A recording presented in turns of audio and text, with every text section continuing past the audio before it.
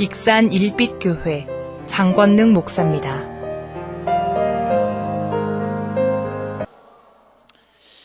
오늘 귀하고 복된 주일날 또 3월을 시작하면서 한 주간 우리 특별히 학생들 개강을 해서 새로운 환경에서 분주하게 적응하느냐고 힘든 가운데서도 또 우리 부모님들 또 학생들 위해서 뒷바라지하며 마음 졸이고 또 긴장을 끈을 놓고 좀 쉬셔야 하는데, 거룩한 주의 날 복된 날 우리 보라가 찬양한 것처럼 우리의 평생의 소원은 공부 잘하는 것도 아니고 출세하는 것도 아니고 하나님의 성전에 더 찬양하고 예배하는 게 우리의 소원이라고 고백한 그 고백을 담아서 오늘도 예배하는 우리 성도님들 한 분 한 분에게 세상에서 경험할 수 없는 하나님이 베푸신 은혜와 사랑을 마음껏 누리는 주인공들이 다 되시기를 주의 이름으로 축복합니다.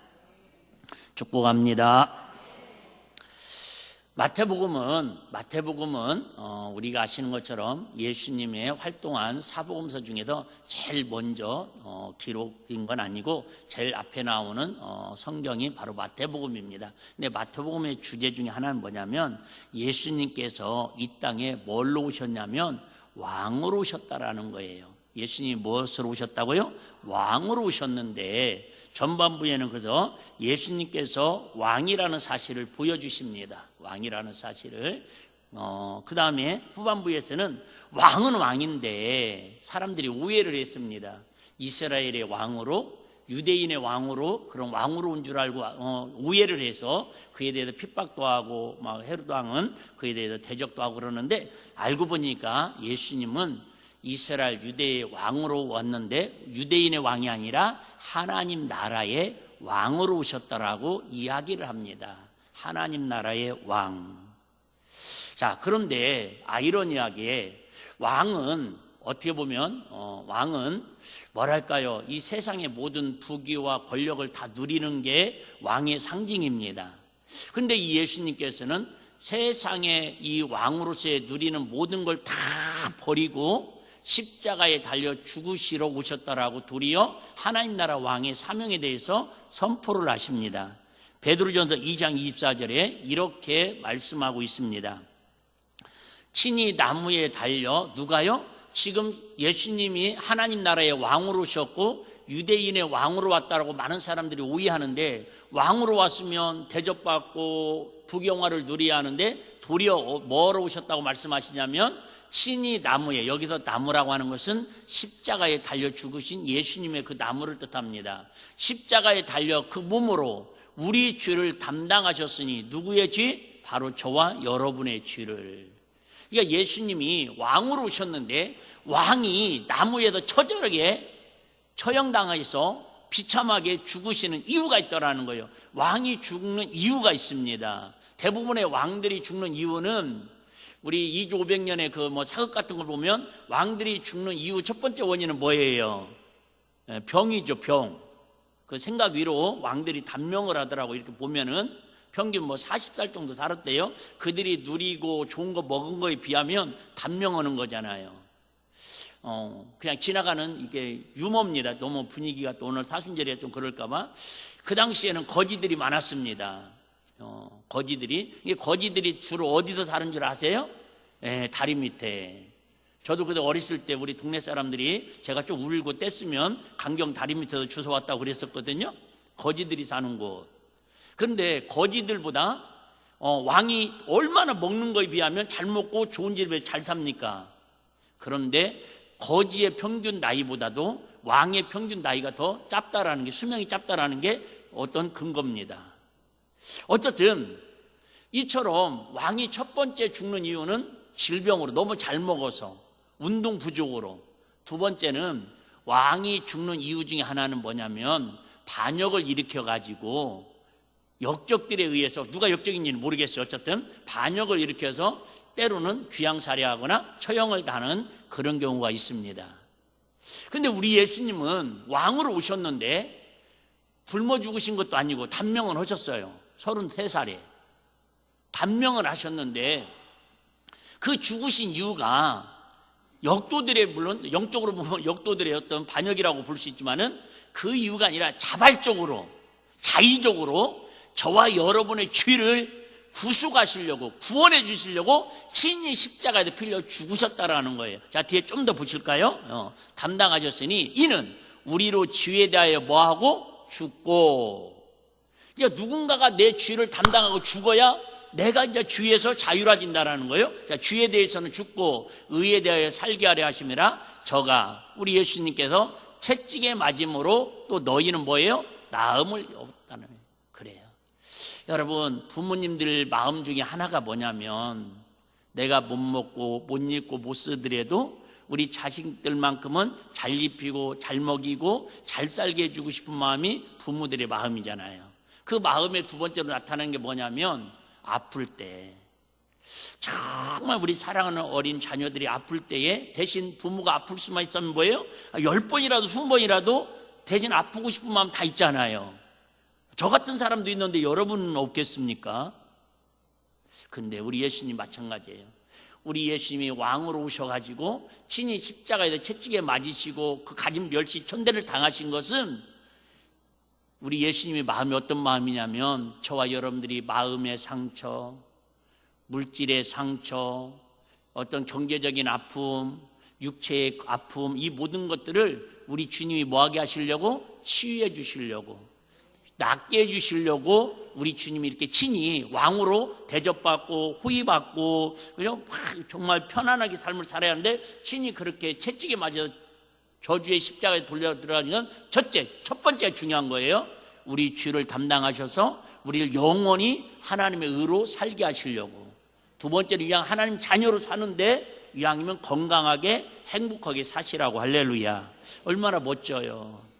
감사합니다. 그런데 오늘 본문에 보시면 좀 특이한 본문의 내용을 담고 있습니다. 안식일 날이었습니다. 앞에 부분은 어떤 생략을 할게요. 여러분들이 읽어보시길 바라고. 그런데 이렇게 보니까는 어떤 사람이 귀신 들려가지고 눈도 멀고 말도 못하고 귀도 안 들리고 그런 자녀를 가진 부모가 있습니다. 참 폭폭합니다. 자녀도 그렇게 눈도 안 보이죠, 말도 못하죠, 귀도 안 들리죠. 얼마나 폭폭하겠어요. 우리는 노안만 와가지고도 막 이렇게 진물이 나가지고 막 불편한데, 진짜 불편하잖아요. 저 어렸을 때 물놀이 하다가 잘못해가지고 귀가 이게 고막이 터져가지고 이쪽이 잘 안 들리거든요. 그럼 뭔 말하면 에? 그래도 괜히 오해받고 이렇게 힘든데, 아예 안 보입니다. 아예 안 들립니다. 아예 말을 못합니다. 여러분 생각을 해봐요. 우리 자녀들이 우리 교인 중에도 있는데 조금만 아이들이 말이 늦어도 목사님 기도해 주세요, 걱정해요, 그런 분 있잖아요. 근데 말을 더듬어 봐요. 그것도 얼마나 마음이 아프고 가슴이 애려지겠습니까? 이런 얘기 안 해야 하는데 또 왜 생각이 나는지 모르겠어요. 저희 어렸을 때 동네에 우리 교회에 저 경상도에서 키 크신 목사님이 교회에 부임해서 오셨었어요. 근데 우리 이렇게 전라도 말을 듣다가 경상도 말을 그때만 해도 듣기가 쉽지 않았잖아요. 같은 한국말인데 들어도 잘 이해가 안 돼요. 근데 이 목사님이 말더듬이셔요. 하고 지금도 참 그때 생각하면 또 회개도 하고 그러거든요. 막 우리 학생 예배 때 토요일날 이렇게 모여서 하면은 학 그러면 우리가 알아서 이제 대답을 해줘요. 학생 여러분이라고요? 지금도 그때 생각이 40년도 더 지났는데도 기억이 생생합니다. 말하는 본인도 말만 좀 더듬어도 답답하고 듣는 우리도 답답한데 아예 말을 못 하십니다. 못 하는 자녀가 있습니다. 제자들에게 고쳐달라고 하는데 제자들이 본건이 있어가지고 막 고치려고 하는데 해결이 안 됩니다. 그럴 때 예수님이 나타나셔가지고 이 아버지가 사정을 합니다. 그랬더니 예수님께서 단번에 그 속에 있는 귀신을 쫓아내므로 말미암아 말을 하고 눈이 떠지고 귀가 들려지는 은혜를 경험하게 됩니다. 할렐루야. 그런데 이러면 얼마나 동네 잔치를 하고 기뻐해야 합니까? 그런데 그걸 놀라면서 바리새인 서기관들이 예수님에 대해서 시비를 합니다. 시기하고 질투하면서 도리어 뭐라고 얘기하냐면, 이자가 백성들을 선동하기 위해서 귀신의 왕, 즉 마귀 바알세불을 힘입어서 귀신을 쫓아냈다고 백성들을 선동을 합니다. 목사가 이런 말 하면 안 되는데요, 일단은 지인이는 나중에 가리고, 그래도 우리 동네에 같이 살고 있는 아이고 다 동네 친구들, 다 아는 사람들일 거 아니에요. 지인들일 거 아니에요.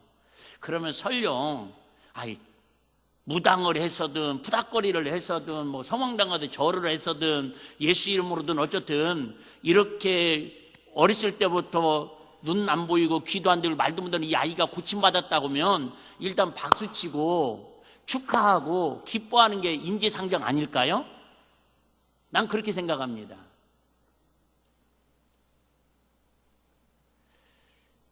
어떤 목사님이, 익산에 계신 목사님이신데 교인 중에 간암이 걸리셨어요. 근데 거의 의학적으로는 희생이 불가능하다고 합니다. 그래서 권사님하고 매일 새벽마다 기도하시고 저녁마다 와서 또 기도하시고, 또 어떤 분이 간장에다가 밥을 비벼 먹으면 이게 간암이 낫는다고 그 민간요법을 들어가지고 다른 반찬 먹지도 않고 짠 간장에다가 밥만 비벼서 먹습니다. 그러다가 또 누구한테 귀동냥으로 들었습니다. 어느 기도원에 가면 이렇게 불치병도 치료해 주신다더라. 그런데 정통 교단에서는 약간 건전하게 보지 않는 그런 기도원이다. 궁금한 분들 일단 오세요. 제가 알려드릴게요. 다 오면 안 돼요. 한 명만. 그 소리를 듣고 담임 목사님한테 찾아가서 상의를 합니다. 목사님, 이만저만해서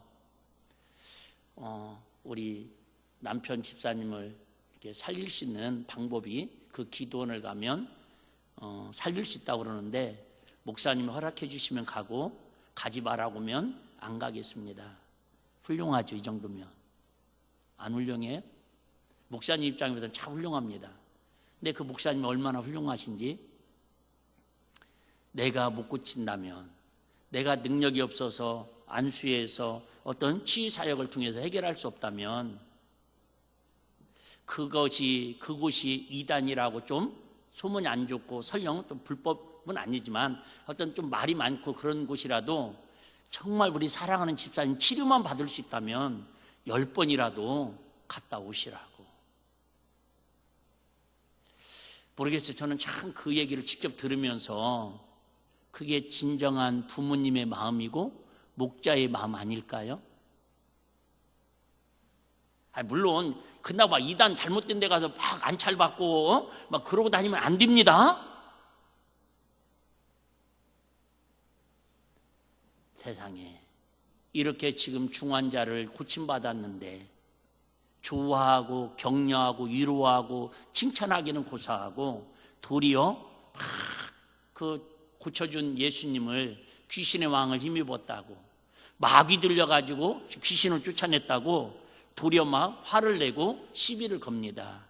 그럴 때 예수님께서 뭐라고 말씀하시냐면 성령님을 힘입어 귀신을 쫓아내는 것이면 하나님의 나라가 이미 저에게 임하였느니라 이렇게 말씀하시고 막 이들에 의해 하나님께서, 예수님께서 독사의 자식들아 휘철한 무덤들이 하면서 막 우리 말로 말하면 아주 극노를 하시면서 책망을 하십니다. 그러면 예수님이 바리새인들이 막 이렇게 대들면 그렇습니까? 여기서 논쟁하지 마시고 그냥 좋은 게 좋은 거니까 넘어갑시다 이러실 수 있을 텐데 막 도리어 정신없는 소리 하는 거라고. 내가 이놈아 성령을 힘입어 지금 귀신을 쫓아 하나님 나라가 임하는데 뭐 나도 지금 마귀를 힘입어가지고 귀신을 쫓아냈다고? 도리어 막 얘기하면 그럼 바리새인 서기관들이 또 깨갱해가지고 아이고 예수님 내가 실수했습니다, 오해했습니다, 또 받아들여야 하는데 받아들여 안 받아들여요? 안 받아들입니다. 그러면서 오늘 하는 얘기가 뭐라고 얘기하냐면 38절입니다. 그 말씀을 이어서 하는 내용이에요. 핵심은 그겁니다. 자, 그때에 지금 막 어떻게 보면 살벌합니다. 지금 우리나라 지금처럼 살벌합니다. 분위기들이 지금.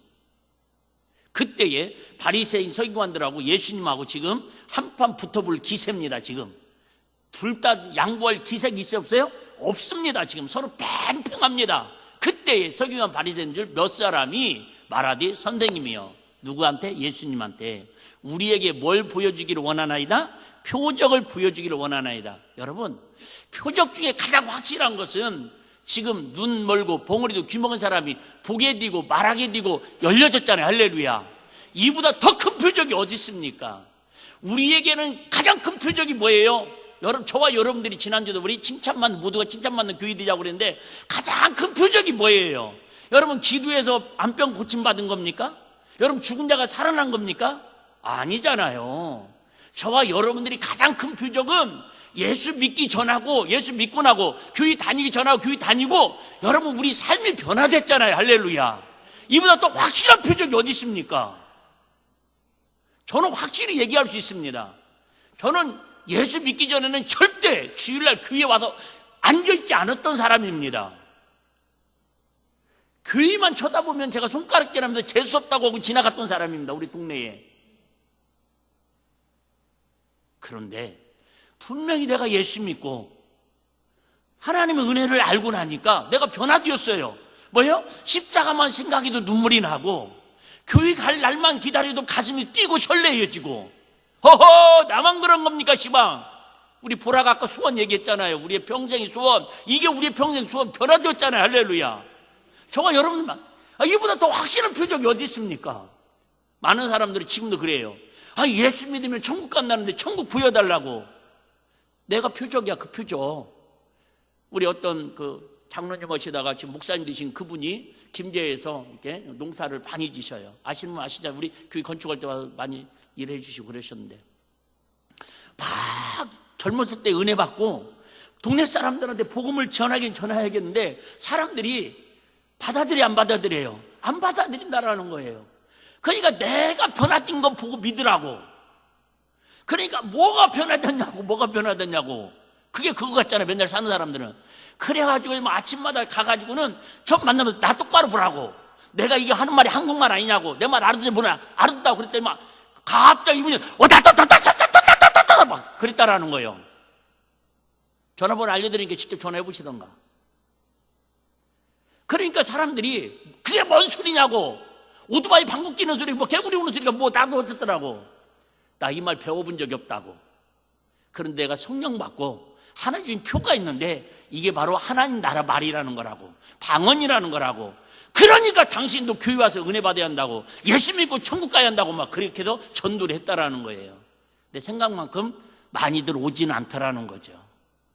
그렇게도 올 것 같으면 뭔 걱정입니까? 걱정도 없죠, 여러분. 이들이 지금 예수님한테 표적을 보여달라고 하는 것은 예수님이 하신 사건이나 하시는 말씀을 겸손하게 받아들이려고 하는 게 아니라 다른 또 핑계거리를 찾는 거다, 그 말입니다. 그때 예수님께서 뭐라고 말씀하시냐면 39절, 예수께서 대답하여 가라사대 악하고 음란한 세대가 표적을 구하나 그래요. 여러분, 이게 마귀의 속성이라는 거예요. 마귀의 속성 아시죠? 예수님께서 40일 금식 끝나시고 성령에 이끌려 마귀에게 시험 받으러 광야로 가시잖아요. 똑같이 얘기하잖아요. 떡으로, 그죠? 이 돌덩이를 떡으로 만들어 먹을 수 있느냐, 성경을 꽂아내냐, 표적을 보여달라는 거예요. 여러분, 세상 사람들은 물론 진짜 예수를 잘 믿으려고 표적을 보여달라고 하지만은 핑계 삼으려고, 부정하려고. 세대가 표적을 구하나 예수님께서 그럼에도 불구하고 이렇게 얘기합니다. 선지자 요나의 표적밖에는 보일 표적이 없느니라. 요나의 표적. 요나 사건을 모르면 그러면 오늘 설교를 들어도 잘 이해가 안 되시겠죠. 핵심적으로 나와 있습니다. 자, 40절. 요나가 밤낮 사흘을 큰 물고기 뱃속에 있었던 것 같이 인자는 누구예요? 예수님께서도 밤낮 사흘을 뭐하리라? 땅속에 있으리라. 즉 예수님께서 십자가 지시고 죽으셔야 할 사건을 이야기합니다. 지금 표적을 보여달라니까 더 큰 표적을 저 같았으면 이랬으면 좋았을 것 같아요. 바리새인 서기관들이 예수님, 선생님, 당신이 진짜 메시아라면 표적을 보여. 그러면 뭐라고? 하나님 감사합니다. 세상에 쥐멀고 벙어리 들고 말 못하는 이 귀신이 떠나가서 이 아이가 고침받았는데 이걸로는 이 사람들이 믿지 못하니까 더 큰 표적으로 하늘에서 번개를 쳐가지고 이 사람들 머리에 다 때려 주시옵소서. 아마 그랬으면 옆에 사람들이 우와 진짜네? 그랬을 거라는 거죠. 근데 내가 여기 사실을 통해 또 하나 깨닫는 거예요. 하나님은 아무리 기도하는 걸 들으시기를 좋아하시더라도 불의의 기도는 하나님의 응답을 안 하신다라는 거예요. 그 응답이 되면은 우리가 속상할 때 하는 기도를 통해서 우리 주변 사람들 다 배락 맞아 죽었을 거래요 지금. 도리어 그런 표적을 보여주지 아니하시고 그들이 또 이해할 수 없는 말씀만 하십니다. 왜? 요나 사건은요, 이 사람들은 요나 사건에 대해서는 문자적으로는 역사적으로는 달달달달 꿰고 있는 사람들이에요. 눈만 뜨면 성경 연구하는 사람들이니까. 근데 그 요나의 사건이 무엇을 이야기하는지 뜻을 모른다 그 말입니다. 들어도 뜻을 몰라요. 그런 거 있잖아요. 들어도 뜻을 몰라요. 그런데 예수님께서 더 어려운 얘기합니다. 인자가 밤낮 사흘을 땅속에 있으랴. 이 말은 무슨 얘기예요? 십자가 지시고 죽으셔야 할 걸 얘기합니다. 마태복음 16장 21절에 24절 좀 길지만 사순절 기간이니까 말씀으로 같이 보겠습니다. 이때로부터 예수 그리스도께서 자기가 예루살렘에 올라가셔서 장로들과 대제사장과 서기관들에게 많은 고난을 받고 그래요, 여러분. 아니 어떤 왕이 고난받기를 좋아합니까? 어떤 왕이 여러분 고통받기를 좋아합니까? 근데 우리 예수님은 알고 있는 거예요. 많은 고난을 받고 죽임을 당하고 제3일에 살아나야 할 것을 제자들에게 비로소 가르치시니 베드로가 예수를 붙들고 뭐라고 말합니까? 주여 그리마옵소. 이 일이 결코 예수님에게 미치지 아니하리이다. 예수께서 돌이키시며 베드로에게 이르시니 사단아 내게로 물러가라. 너는 나를 넘어지게 하는 자로다. 내가 하나님의 일을 생각지 아니하고 도리어 사람의 일을 생각한다 하시고. 한번 생각해 보실래요 여러분? 베드로가 고기 잡다가 어쨌든 세상적으로는 출세한 사람은 아니지만 그래도 다복하게 오붓하게 행복하게 살던 사람 맞습니다. 뭘 보니까 알아요? 어쨌든 장모님도 계시고 거기 지금도 성지순례 가보면 그 집터가 있습니다. 그 당시 어쩌든 자가도 집도 있고 빌라 집도 있고 그 다음에 뭐예요? 여러분 지금도 아마 우리는 어부들은 아니겠지만은 어부에 관련된 사람들 아시겠지만 자기 배 한 척 정도 갖고 있으면 괜찮은 겁니다. 선장입니다. 에? 그 당시에 선장 장모님도 계시고. 그런데 예수님께서 고기 잡는 베드로를 나를 따르라. 너를 고기 잡는 어부에서 사람 낚는 어부가 되리라. 그렇게 말 한마디 하고는 부모님도 그죠? 자식은 없는지 있는지는 이제 정확하게 아직까지 성경적으로는 없는 걸로 돼 있지만은 어쨌든 세상에 이 자기 생업을 다 전폐하고 버려버리고 고민도 않고 예수님 따라다녔잖아요. 그런데 예수님이 베드로에게 지금 뭐라고 얘기해요? 사탄아 내 뒤로 물러가래요. 아니 예수님 인간적으로 보면 너무 심하신 거 아닙니까? 아니 지금 그런다고 해서 자기의 이익을 위해서 하는 발언도 아니잖아요. 누구를 위해서 하는 발언이에요 지금? 예수님을 위해서 하는 발언이에요. 무슨 얘기예요? 예수님이 지금 십자가 지고 나 죽을 거야. 그런데 다시 살아날 거야. 그 얘기를 하는데 예수님께서 베드로가 뭐라고 해요? 절대 그런 일 없도록 내가 책임지고 지켜주고 막아주겠다라는 거예요. 그러면 여러분 조금 방법이 잘못됐더라도 이렇게 우리 인간적으로 이렇게 얘기해야죠. 역시 베드로 네가 수제자 맞다.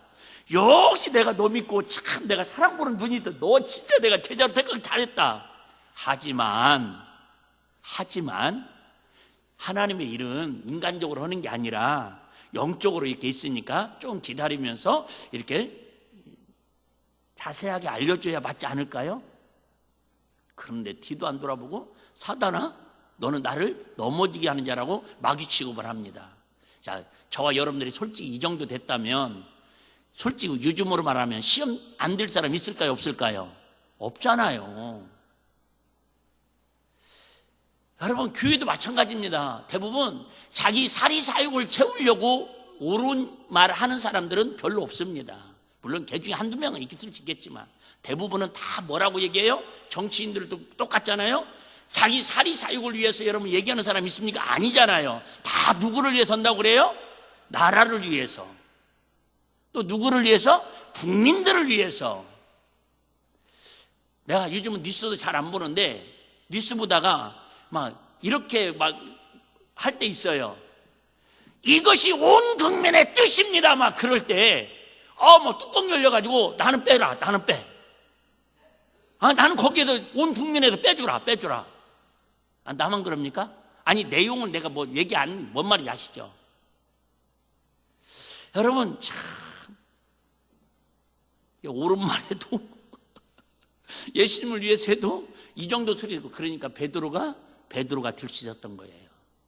그런데 가룟 유다는 똑같은, 가룟 유다는 베드로에 비하면 어떻게 보면 회개만 하면 될 건데 끝까지 자기 자신이 돌이키지 아니하고 양심의 가책을 느끼고 주님 앞에 나와서 잘못했다고 회개만 하면 되는데, 근데 성격 차이일 수도 있죠.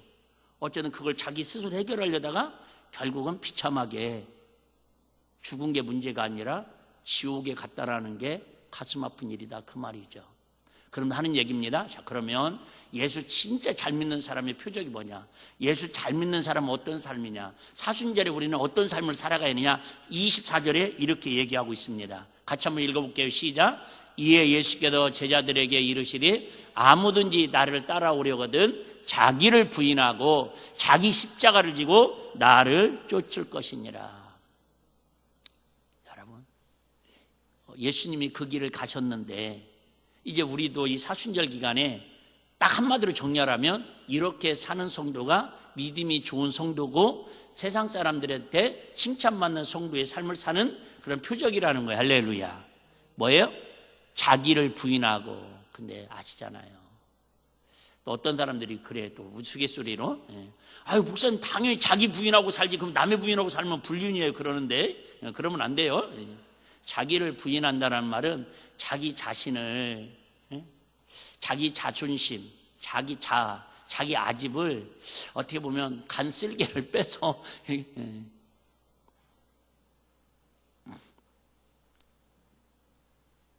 지난주에 와서 이렇게 설교했던 우리 본부장님이 식사하면서 그런 얘기를 하세요. 자기가 군산에 어떤 교회에 평신도로 이렇게 활동을 하셨대요. 얘기하시잖아요. 좋은 직장 다니다가 그렇게 됐다고. 근데 그 교회, 군산에는 가장 큰 교회였었는데 지금 이제 원로 목사님, 사모님 되셨는데 그 사모님이 자기를 아들로 여겨주셨대요. 그렇게 아들처럼 이뻐해 주시고 아들처럼 챙겨주시고. 그런데 하루는 이제 식사하면서 그런 얘기를 하더래요. 아들, 내가 죽으면 나 좀 장기 기증 좀 이렇게 해가지고 해부를 한번 해봤으면 좋겠다고. 무슨 말씀이에요? 그랬더니 자기 이게 오장육부를 해부를 하면 속이 다 시커멓게 탔을 거라고. 그만큼 마음고생 하셨다라는 걸 이야기를 하더라는 거죠. 자, 25절 한번 보겠습니다. 25절. 자기를 부인한다라는 것은 속이 새까맣게 타 들어가야 자기가 부인되는 것이지, 왜요? 우리는 그냥 본능적으로 나를 위해서 살게 돼 있어요. 아무리 여러분 뭐 이웃을 위하고 자식을 위하지만 극단적인 상황이 되면 결국은 나를 챙길 수밖에 없다고요. 그게 본능이에요, 그게. 자, 같이 한번 또 읽습니다. 시작. 누구든지 제 목숨을 구원코자 하면 잃을 것이요, 누구든지 나를 위하여 제 목숨을 잃으면 찾으리라. 이게 역설적인 진리라는 거예요. 시작. 역설적인 진리. 죽고자 하면 살 것이요, 살고자 하면 죽을 것이다. 그런데 여러분, 이순신 장군이 그 얘기 하시고 죽으셨어요. 근데 안 살아나셨어요, 지금까지. 이러면 또 역적놈 되는 거예요. 근데 여러분, 세상은요, 역설적인 진리가 맞는 것 같지만 그건 맞는 것 같지만 안 맞는 거고요. 우리 기독교 안에서 십자가 안에서 십자가를 자기를 부인하고 정말 주님을 위해서, 여기서 죽는다라는 목숨이 죽는 게 아니라 쥐가 죽으면 내 아집과 고집과 육체적인 쾌락 향락을 십자가에 못 박고 죽으면 내 안에 계시는 성령님께서 우리를 새로운 삶을 살게 하셔서 영원한 천국에 들어갈 수 있는 길을 열어주시겠다, 그 말이 할렐루야. 그런다고 해서 저 전수사 때인가 저 경상도 어디 거기 산골에서 믿음 좋은 분이 고난주간 때 예수님이 십자가에 달려 죽으셨다고 자기도 직접 그대로 따라오면 죽으면 살 것이라고 그래서 직접 해가지고 뉴스 나왔었잖아요. 여러분, 이렇게 성경을 오해하면 큰일 납니다. 제가 이 성경을 보면서 참 세상을 보면서도 얘기하잖아요. 지난주 우리 금요일에 잠깐 말씀드렸는데, 초대교회가 칭찬받은 이유가 여러 가지가 있겠지만 가장 핵심이 뭐냐면, 믿는 사람들이 마음을 같이 해서 솔로몬 행각에 모이더라는 거예요. 믿는 사람들이. 여러분, 당연히 믿는 사람들이 같은 공간에 모여서 예배하는 거 당연한 거 아니에요? 아닙니다, 여러분. 마음이 하나로 같이 든다는 게 얘기했잖아요. 엄마 뱃속에서 나온 쌍둥이도 뱃속에서부터 싸우고 나오더라니까. 여러분, 하나 든다는 게 그렇게 어려워요. 정치쟁이 하려는 게 아니라요. 여러분, 한번 생각을 해보자. 얼마나 마음이 하나 되는 게. 여러분, 그래서 오늘도 제가 이렇게 설교하는데도 제가 전하는 말씀이 하나가 돼서 아멘하고 은혜 받는 게 참 어렵겠다라는 걸 제가 또 실감하면서, 여러분이 사정하면서 억지로라도 아멘 하다 보면 하여튼 하나가 되는 은혜가 있을 거라고 우리 김정희 안수자님 애타면서 대표 기도까지 해주셨잖아요. 하나 되는 게 그렇게 어려워요. 내가 이번에 뉴스 안 보면서도 다 할 수 있는 얘기 있잖아요. 우리나라의 최고의 법을 연구를 많이 하고 법에 능통하고 최고의 권위가 있는 법관들이 어디에서 지금 활동하는 분들이 계세요. 난 몰라도 그 정도는 알아요. 그 사람들 누구예요? 헌법재판관들. 맞죠? 지금 8명이 계시잖아요. 근데 똑같은 사건을 똑같이 재판을 해서 똑같이 결정을 하는데 너무 신기하잖아요. 저번에 보니까 4명은 찬성을 하고 4명은 반대를 하더라는 거예요. 아니, 같은 법으로 지금 법은 진리라고 그러잖아요, 그 사람들은. 그런데도 평생 법을 연구하고 판사로 20년 이상 재직한 사람들이 거기에 들어갈 자격이 되는데, 그분들도 똑같은 사건을 평의를 했는데 4명은 옳다고 그러고 4명은 틀리다고 하잖아요. 하나 되는 게 그만큼 어렵다는 걸 지금 얘기하는 거예요. 하물며 부모 자식이, 여러분, 나 오늘도 내가 이 말씀 기도하면서 강단에 올라도 깜짝 놀랐습니다. 우리 지난주 우리 설립 기념으로 집사님 가정에서 비싸게 제일 좋은 꽃으로 지금 헌화해 주셨거든요. 이쁘죠? 네. 근데 똑같은 공간에 똑같은 시간에 똑같이 하나님께 공헌을 했는데, 보셔봐. 이쪽 건요, 네, 확 피었고요. 이쪽 건요, 안 핀 게 아니에요. 폈다가 지금 시들어졌어요. 왜요? 온풍기 바람 세게 맞아가지고. 그건 제 생각이고. 제가 하고 싶은 얘기는, 똑같은 강단에 있는 똑같은 꽃인데도 똑같은 조건과 환경은 똑같잖아요. 모르긴 몰라도 아마 우리 집사님이 여기는, 그죠? 물을 에비앙 프랑스 비싼 거 주고 여기는 수돗물 그냥 녹물 주고 그러지 않았을 거라는 거죠. 여기는 영양제 7대 주고 여기는 1대 주고 그러지 않았을 거라는 거죠. 이렇게 하나 되는 게 어렵습니다. 여러분, 예수 믿는 것은 말 그대로 내 생각과 내 아집과 내 육신의 정욕을 십자가에 못 박고 하나님의 뜻과 예수님의 생각과 마음이 하나 되는 게 예수 믿는 거예요. 그런 마음들이 모아진 곳이 어디라고요? 교회라고요. 물론 자기 생각이 있을 수 있습니다. 자기 의견이 있을 수 있습니다. 그런데 최종 결정만큼은 어떤 과정을 거쳐서라도 교회에서는 한 마음, 한 뜻, 한 생각, 한 말로 통일시키는 곳이 바로 교회가 되어야 한다라고 십자가의 은혜가 바로 하나 되게 하는 거라는 걸 우리에게 가르쳐주고 있다, 그 말입니다. 할 얘기는 많은데 시간이 많이 갔기 때문에 자, 말씀 한번 그러면 보겠습니다. 자, 그러면 지금 예수님께 무엇 때문에 우리에게 날마다 십자가에서 우리를 죽으라고 말씀하십니까? 마태복음 9장 11절에서 13절 빨리 보겠습니다. 제가 읽겠습니다. 바리새인들이 보고 그 제자들에게 이르되 어찌하여 너희 선생은 세리와 죄인들과 함께 잡수시느냐? 예수께서 들으시고 이르시되 건강한 자에는 의원이 쓸데없고 병든 자에게 쓸데있느니라. 너희는 가서 내가 긍휼을 원하고 제사를 원치 아니하고 하신 뜻이 무엇인지 배우라. 내가 의인을 부르러 온 것이 아니요 주인을 부르러 왔느니라. 여러분, 자꾸 사람들은요, 교회에서 완전히 변화된 사람을 세상 사람들은 원해요. 이해되시죠? 완벽한 사람을 원해요. 여러분, 결혼하기 전하고 결혼하고 나서 서로 배우자에 대한 기대가 달라집니다.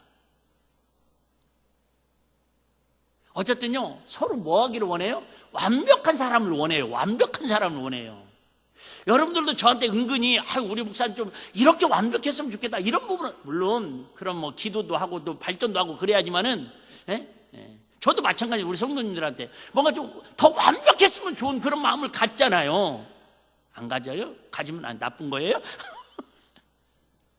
근데 우리 예수님은 왜 우리에게 십자가를 지려고 그러냐면, 우리는 자꾸 완벽한 사람을 찾으려고 하지 마시고, 완벽한 사람을 찾으려고 하지 말고, 교회가 있는 목적이 좀 더 세상에서 사랑받지 못하고, 좀 더 뭔가 부족하고 연약하고 또 세상에 사랑받지 못했다라는 말을 오해하지 마시고, 영적인 사랑이 필요한 사람들, 할렐루야, 주님의 사랑이 필요한 사람들, 그런 사람들이 더 교회가 필요하고 예수님도 필요한 곳이다, 그 말이 할렐루야. 여러분, 솔직히 저부터 시작해서 여기에 저도 그런 얘기 하거든요. 제가 만약에 중학교 2학년 때 우리 어머님 안 돌아가셨으면 지금까지 저 교회 안 다닐 수도 있습니다. 왜? 진짜 저 부족함이 없었거든요. 기 안 죽었거든요.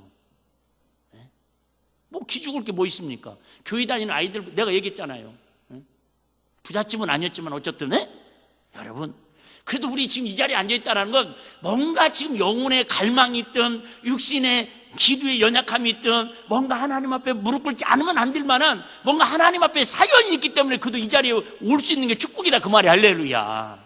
그게 여러분 축복입니다. 진짜 뭔가 아픔이 있고 상처가 있고. 자, 그런데 에레미야 7장 14절 잘못 읽으면 오해할 수도 있는데요, 하여튼 한번 제가 읽어보겠습니다.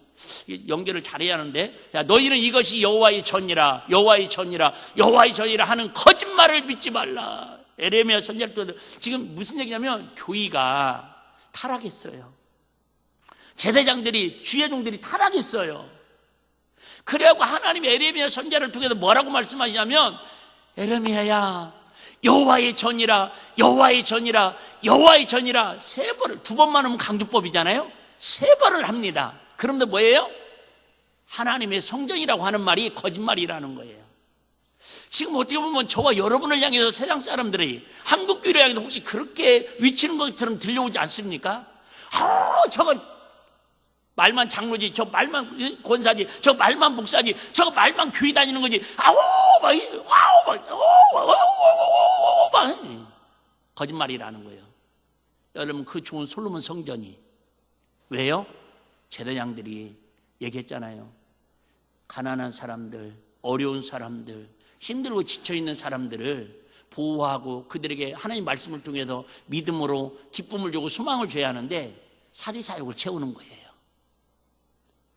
말과 행동에 다른 거예요. 이걸 보고 하나님께서 여호와의 전이라, 여호와의 전이라, 여호와의 전이라 하는 거짓말을 뭐예요? 믿지 말라라는 거예요. 우리 일빛교회 지난주 23주년 우리 감사예배 드리면서 이 말씀 드렸잖아요. 실수한다고 우리 일빛교회 성도님들이 저 거짓말쟁이야, 저 예수 믿는 거 거짓말쟁이야, 저 예수 믿는 거 거짓말이야. 우리가 그런 소리 듣고 살면 안 되지 않냐, 그 말이지. 실수한다고.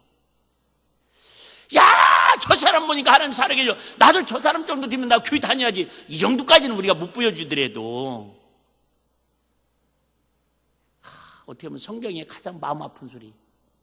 세상 사람들이 지금 다 그 교회에 대해서 대부분 그렇게 위치는 사람들도 있잖아요. 저 일빛교회, 저 일빛교회, 저 일빛교회, 저 교회도 아니야, 저 교회라는 거짓말이에요. 이런 소리 들으면 치명적인 거 아니에요?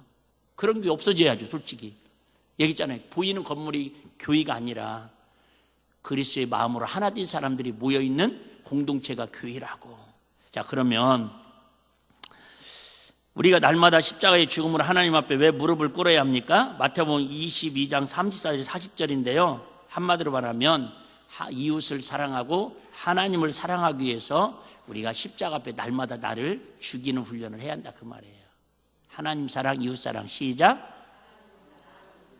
자, 그러면 마지막 우리가 어떻게 날마다 십자가에 대해 죽을 수 있겠습니까? 41절 다시 한번 보고 정리하겠습니다. 자, 41절. 심판 때에 니느웨 사람들이 일어나 이 세대 사람들을 정죄하리니 이는 그들이 요나의 전도를 듣고 회개하였음이니와 요나보다 더 큰 이가 누구예요? 예수님이 여기 있으니. 아시잖아요. 요나가 이제 물고기 뱃속에서 회개했어요. 3일 동안 막 하나님 살려주세요, 살려주세요, 살려주시면 내가 사명 감당하겠습니다. 뭐 감당하겠다고요? 사명 감당하겠다. 그래서 하나님께서요, 큰 물고기 그저 입을 열게 하고 파 해가지고 백사장에 토해내니까 막 세상에 그 막 이물질이나 물러가지고 3일 굶었잖아요. 그럼에도 불구하고 막 얼마나 냄새나고 지금처럼 뭐 샴푸가 있는 것, 스프레이가 있는 것도 아니고 막 그런 상태에서 거지 몰골을 하고 다니면서 억지로, 그것도 억지로 회개하세요.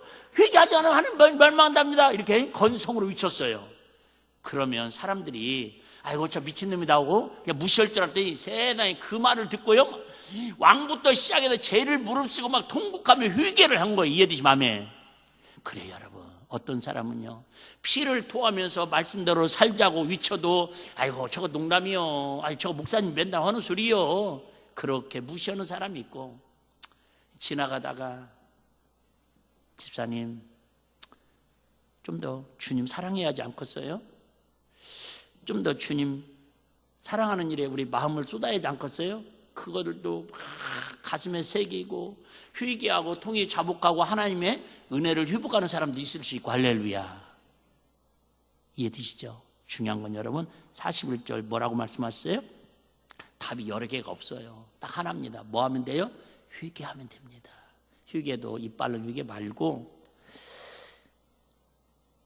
전인적인 회개. 아시잖아요. 다윗이 참 어떻게 보면 하나님 사랑하고 이웃을 사랑하는 그런 표본이었습니다. 그런데 왕이 되다 보니까 좀 여유가 생겼어요.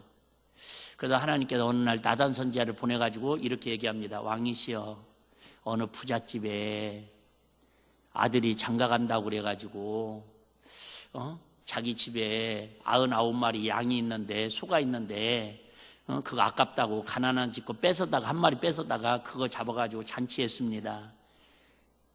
이웃을 사랑하지 않았다 그 말이에요. 그러니까 이런 내가 통치하는 나라에서 이런 악독한 놈이 어디 있냐고 당장 잡아들이라고 그러니까 나단 선지자가 그 당장 잡아들일 나쁜 놈이 당신입니다 그랬잖아요. 자기는 옳다고 생각했다 그 말이죠. 그걸 깨닫고 회개를 그냥 한 게 아니라 아신 것처럼 회개하며 금식하며 눈물이 침상에 젖을 정도로 그렇게 회개하니까 하나님이 그를 용서해 주시더라 그 말이에요. 우리 입술만 회개하는 사람 되지 마시고 그냥 지식으로만 머리로만 하나님 잘못했어요. 어떤 사람은 회개하면서 협박하는 사람도 있어요. 내가 잘못했다고요. 어쩌라고요. 막. 어디서 많이 듣던 소리 같지 않아요? 예? 집사님 좀 기도에 좀 나오시고 좀 은혜 좀 받아야죠. 목사님 지금 상황이 어떤 상황인지 몰라도 요즘 먹고 살기 힘들어요. 목사님도 어떤 분은 옛날에 그런 분도 있어요. 목사님 사회생활 해보셨어요? 목사님 사회생활 해보셨어요? 막 나한테 와가지고 막 저도 헐맞고 해봤는데요.